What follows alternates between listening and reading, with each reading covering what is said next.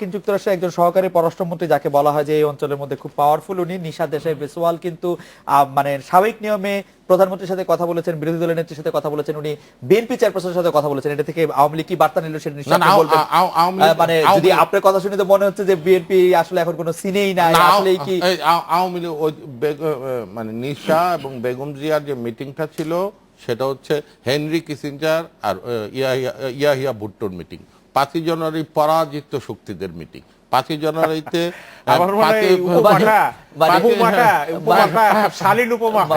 অশালীন না। এই পর্বে একটু 40 সেকেন্ড বলতেন আমরা এটা বিরতি আমি এটুকুই বলতে চাই যে বিএনপির 5ই জানুয়ারির নির্বাচনে অংশগ্রহণ করা, আমি 5ই জানুয়ারির নির্বাচনে অংশগ্রহণ না করাটা ভুল হয়েছে বলবো না, কিন্তু গাজীপুরের নির্বাচনের পর তাদের নির্বাচন নিয়ে দ্বিধা দেখানোর পরিণতি তারা এটা সাফার করতে হয়েছে। এবং এটা কিন্তু আমরা কোনোভাবেই বলতে পারবো না যে বিএনপির জনপ্রিয়তা, বিএনপির স্বাভাবিক সমর্থনে কোনো চির ধরেছে, সেরকম কোনো কারণ নাই। এটা শুধু এখন বিএনপি কৌশলটা ঠিক করে যদি থাকতে পারে, এমনকি কোনো আন্দোলন না করেও বিএনপির উদ্দেশ্য সাধন হতে পারে। ব্যাপারটা হয়তো সময়ের ব্যাপার হতে পারে। বিএনপি এর আগেও এইরকম রেজিলিয়েন্স দেখিয়েছে, আওয়ামী লীগ তার সাথে বেশিও দেখিয়েছে। 21 বছর ক্ষমতার বাইরে থেকে আওয়ামী লীগ কিন্তু 21 বছর ক্ষমতার বাইরে থাকার মতো দুর্বল দল কখনোই ছিল না, কিন্তু এটাও তখনও কৌশল, তখনও রাজনীতি। আমি এই বিষয়টি আপনাকে আরেকটু পরিষ্কার করতে চাইবো যে আওয়ামী লীগ কি ইচ্ছা করে 21 বছর ক্ষমতার বাইরে থেকেছে? আমি বলি নাই তো কৌশল, তখনও রাজনীতি। আমি এই বিষয়টি আপনাকে আরেকটু পরিষ্কার করতে চাইবো যে আওয়ামী লীগ কি ইচ্ছা করে 21 বছর ক্ষমতার বাইরে থেকেছে? আমি বলি নাই তো ইচ্ছা করে, কৌশলের কারণে। আমি ওইটাই বলেছি, আওয়ামী লীগ কৌশলে পরাজিত হয়ে, কৌশলে পারে নাই বলেই আওয়ামী লীগ 21 বছর, আমি তো এটাই বললাম যে আওয়ামী লীগ তো 21 বছর ক্ষমতার বাইরে থাকার মতো দুর্বল দল নয় এবং ছিল। আওয়ামী লীগকে কৌশল করে 21 বছর ক্ষমতার বাইরে রাখা হয়েছে। তেমন এখনো হয়তো বিএনপি কে কৌশলে, তারা যদি কৌশলে পরাজিত হতে থাকে বারবার, আন্দোলনের কর্মসূচিতে তারা যদি তাদের যে স্ট্র্যাটেজি সেটা দিয়ে সফলতা আনতে না পারে, তারা হয়তো 5 বছরের জায়গায় 9 বছর তো বিএনপিও রেজিলিয়েন্স দেখিয়েছে এরশাদ আমলে। সুতরাং এখনো তো বিএনপির 9 বছর হয় নাই। তো আমরা এটা আমার মনে হয় যে এটা দেখার বিষয়।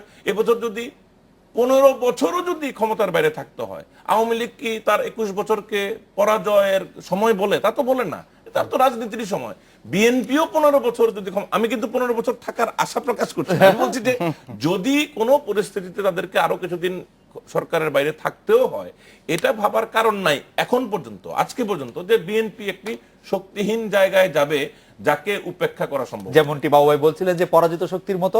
আমরা এই প্রসঙ্গে আরো শুনবো, একটু বিরতি নিয়ে ফিরি আপনাদের কাছে। ফিরলাম আজকের বাংলাদেশে। বাবু ভাই, আপনার কাছে আমি আবারও জানতে চাই যে মার্কিন যে সহকারী পররাষ্ট্রমন্ত্রী এসেছিলেন, তিনি আসলে পার্লামেন্টের যে প্রধানমন্ত্রী আছেন, বিরোধী দলের নেত্রী আছেন, তার পাশাপাশি আসলে বিএনপি চেয়ারপারসনের সাথেও কথা বলেছেন। এইটার ক্ষেত্রে আসলে মানে আমরা মেসেজটা কি নিব যে আমরা কিন্তু এরকম তৃতীয় কোনো নেত্রীর সাথে আর বা নেতার সাথে আমরা আর কথা বলতে দেখি নাই, তারা যখন রাষ্ট্রীয়।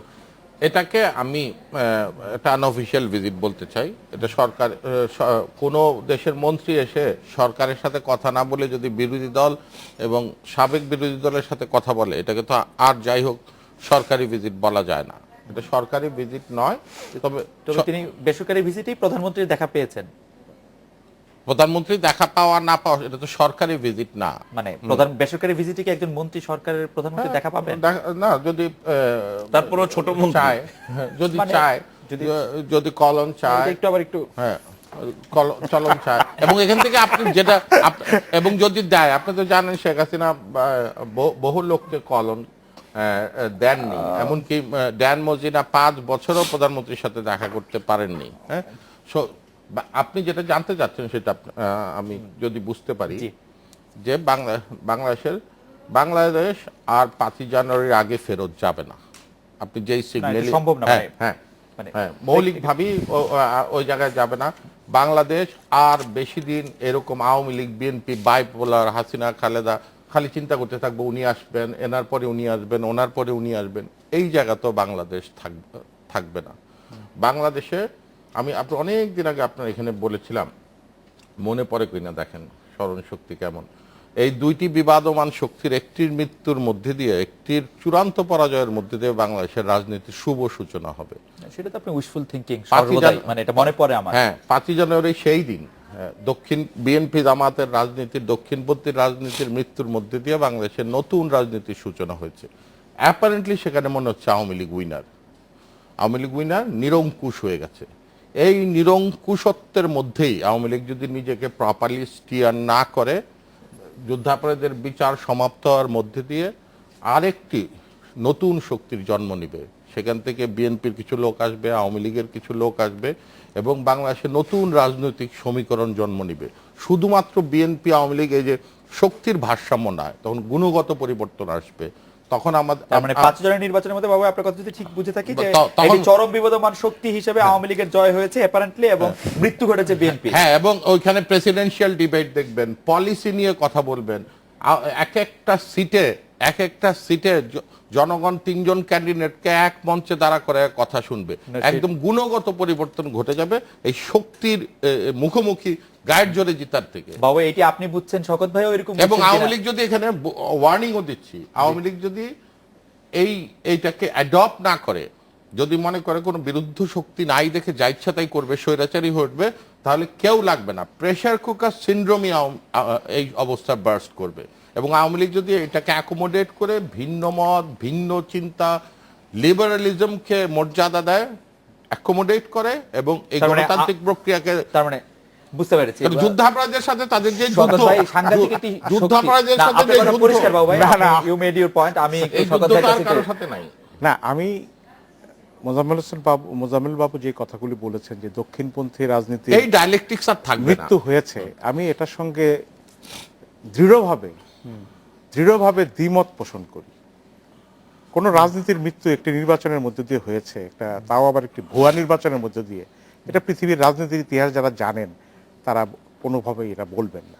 আর মোজাম্মেল বাবু তো ধরেন 5ই জানুয়ারি নির্বাচন বা সরকারের পক্ষ এটা বলবেনই, উনি এটা বলবেনই, কারণ উনি একটা টিভির লাইসেন্স পেয়েছেন। এগুলো এগুলো না, যাই হোক, এটা ওনার পলিটিক্সের সাথে সমর্থন। আমি একটা রেশনাল না, আমি রেশনাল কথাটা যে এই কথাটা তো কোনো যুক্তি দেন। এই কথাটা তো রেশনাল না যে দক্ষিণপন্থী বিএনপির রাজনীতির মৃত্যু হয়েছে, এটা কোনো রেশনাল কথা না।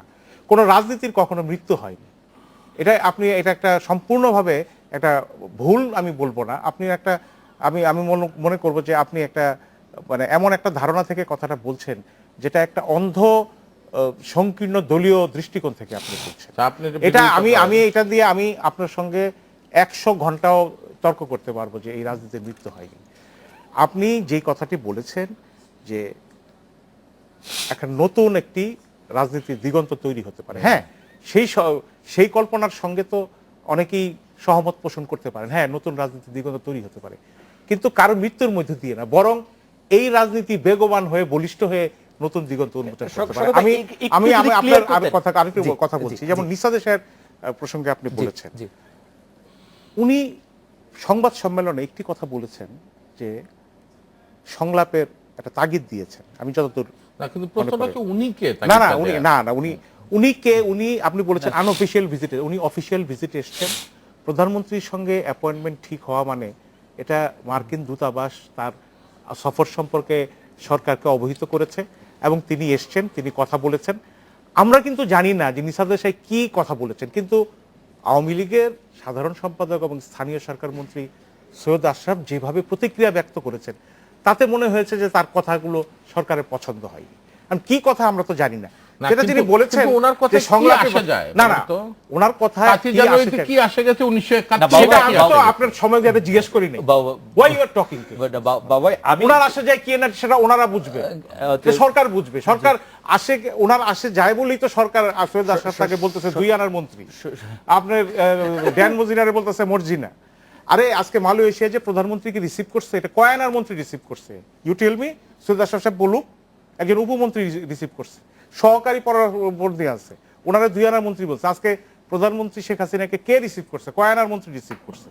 এগুলো বিদেশি অতিথিকে এনে অপমান করা বা একটু সার্ভিং অ্যাম্বাসেডর সম্পর্কে ভাষার মেয়ের সঙ্গে তুলনা করা, এটা কোনো সভ্য মন্তব্য নয়, সভ্য মন্তব্য শওকত ভাই, বাউ ভাই যে কথাটি বললেন যে বিএনপি বা এই রাজনীতি সম্পর্কে আপনি এটির বিরোধিতা করলেন, আপনি একটু যদি আমাদেরকে একটু সংক্ষেপে বলবেন যে বিএনপির আসলে এই মুহূর্তে রাজনৈতিক লক্ষ্য বা আদর্শটা আসলে কি? বিএনপির রাজনৈতিক আদর্শ তো বিএনপির গঠনতন্ত্র পড়লেই বুঝতে জি, পারবেন। জি, মানে সেটি পরিষ্কার, মানে কোনো বিএনপির পরিবর্তন হয়েছে কিনা? পরিষ্কার রাজনৈতিক লক্ষ্য হচ্ছে দেশে ফ্যাসিবাদের অবসান ঘটিয়ে একটি বিরোধী দলীয় প্রশাসনের অধীনে নির্বাচনের আয়োজন করা, এবং সেই নির্বাচনে যারা জয়ী হবে তারাই হবে। কারণ যেই নির্বাচন হয়ে গেছে এই নির্বাচন জাতির রায়কে প্রতিফলিত করে না। রাইট।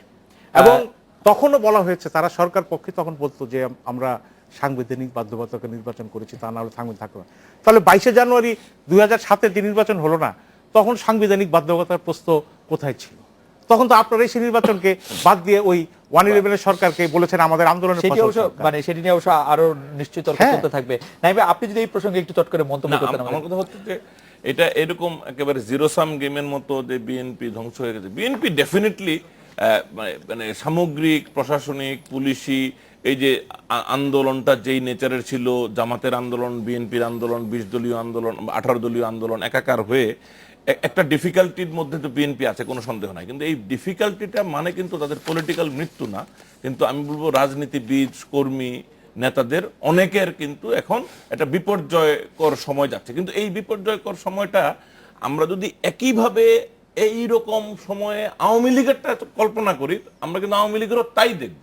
ব্যাপারটা হচ্ছে এখানে। সুতরাং এটা বিএনপির ব্যাপারে হঠাৎ করে মানে করোনা দেখানোর মতো বিপর্যস্ত বিএনপি না, বাট বিএনপি ডেফিনেটলি নানান রকম ভয়ঙ্কর রকম চ্যালেঞ্জেস, এখন তারা নেতৃত্ব কি কেমন ভাবে কত দ্রুত এটা ওভারকাম করবে সেটা একটা বিষয়। এবং কৌশলের কাছেও আওয়ামী লীগ যেভাবে সিভিল মিলিটারি প্রশাসনের পূর্ণ সহযোগিতা নিয়ে যেভাবে কনফিডেন্টলি দেশ চালাতে পারছে, এবং বৈশ্বিক নানান রকম মানে ইকুয়েশনের কারণেও মানে অনেক অস্বস্তি সত্ত্বেও